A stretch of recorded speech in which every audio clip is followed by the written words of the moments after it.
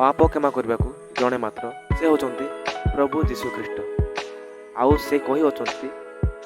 आ मु पढ़ा चाहे गोटे वाक्य जिते माथ्यू 9 तापर 6 पद किंतु पृथ्वी रे पाप क्षमा करने को मनुष्य पुत्रंकर जे अधिकार अच्छी यह जेपरी तुम्बे मैंने जानी पार एपाई से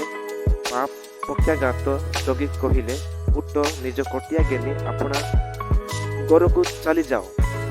पाप क्षमा हो गला आपण कटिया बेटिकी घर को चली जाओ बोली यही पक्षाघात रोगी को कहले एतिरे परमेश्वर को काम करले प्रभु जीशु ख्रीष्ट आउ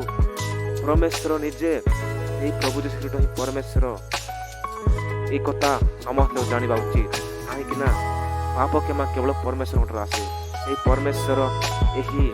पाप क्षमा कले यही माने पक्षाघात रोगी को। वीडियो केमिति लागला वीडियो जो बोला लाइक करो शेयर करो समस्त